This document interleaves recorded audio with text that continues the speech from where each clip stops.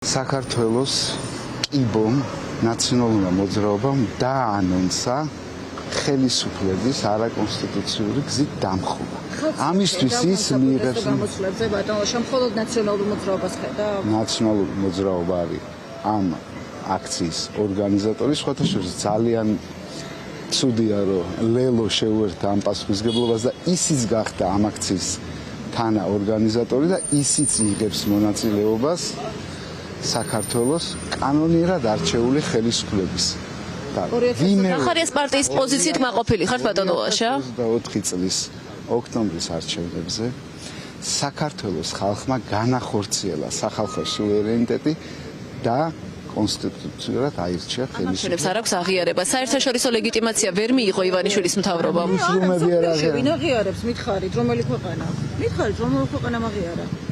რომელი ქვეყანამ არ აღიარა? აი, რომელმა აღიარა თქვენ? ყველა. ვინ არის თქვენ? აბსოლუტურად. ყველა აღიარა, ყველა. თქვენ მითხარით ვინ არ აღიარა? არა, ვინ არ აღიარა? კრიტიკული რეზოლუციების შესახებ ხსმენიათ ალბათ, ხო ბატონო? ასევე სახელმწიფოთა ლიდერების კრიტიკული განცხადებები. კი ბატონო, კრიტიკა არაფერს ნიშნავს. როგორ არ ნიშნავს? სრულყოფა ზღვარი არ აქვს. ზოგი კრიტიკა არის ობიექტური. ძირითადად კრიტიკა არის უკიდურესად არაობიექტური, უკიდურესად მიკერძოებული და ეს არის სამწუხარო, იმიტომ რომ ევროპული და deep state-ის მართული ბიუროკრატია არის ღრმა კრიზისში. თქვენ deep state-ის არსებობას ადასტურებთ, ანუ არსებობს. თქვენ აუარყოფთ? არა, მე დონალდ ტრამპი ადასტურებს და თქვენ უარყოფთ? დონალდ ტრამპმა დაურეკა ყაველაშვილს, ვიცით? ამას იტყვის თვითონ მიშა. როცა დაურეკავს პირველი თქვენ გაიგებთ. ელოდებით ზარს ტრამპისგან. არა უშავს. ელოდებით ზარს მართლა ტრამპისგან, რომ ის ყაველაშვილს დაურეკავს. თქვენ რატო ხართ ორიენტირებული ვინ ვის დაურეკავს? თქვენ ხო საქართველოს მოქალაქე ხართ, ხო აქ ცხოვრობთ. აბა გახედეთ როგორი მშვიდი ვითარება. ყაველაშვილმა გამოგვიცხადა სიამაყით, რომ ტრამპის ზარს ელოდება. მაგალი აქტივობა რიგში დგომა მომიწია. არ არის აქტივობა. აბა ხა მე 15 წუთის წინ შევედი და 15 წუთი ვერთობოდი? წუთი იყავით ბატონო ლაშა. ასე რომ ბატონო ლაშა, დღეს ძალადობა იქნება და არ თუ არის აი სიმშვიდე ბატონო ლაშა. თუ არ იძალადებს კრიმინალი ნაციონალური მოძრაობა სახელმწიფო არ ოლიგარქიასო სიმშვიდეა. მე რა იხა იძახოთ მე ხარ მე რა რუსთაველზე გაგივლიათ ბოლოს 300 წლის განმავლობაში? რუსთაველზე დავდივარ მე 59 წელია. არა, ეხლა თუ გაგივლიათ აქციების რა საკვირველია გამივლია?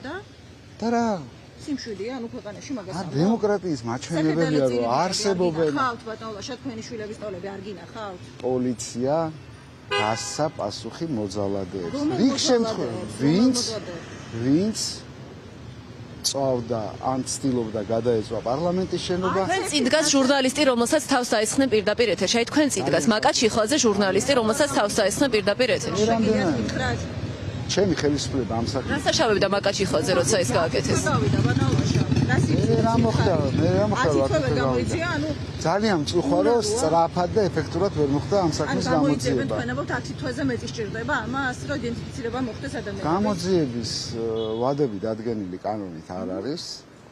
ასე რომ მწუხარო აქამდე გახსნილი არ არის ეს საქმე. ფიქრობ რომ ეს ნიღაბი და ზოგადი ქაოსი უზრუნველყოფდა იმას რომ არა. გადაადგილდებოდნენ ტიტუშკები, არ გინახავთ კადრები ბატონო. ტიტუშკას ერთ არ მიყვარს ეს ძალიან. არც სიტყვა და არც ეს უკრაინიდან იმპორტირებული იმის არა უკრაინიდან იმპორტირებული არაჟნის კონტეინერით პრეზიდენტმა შემოიყოლა ეს სიტყვები ტიტუშკა. კარგით, მიხარით დღეს ბატონო ლაშა, ერთსაც გითხავთ. იძალადებს დღეს მოქალაქეებზე?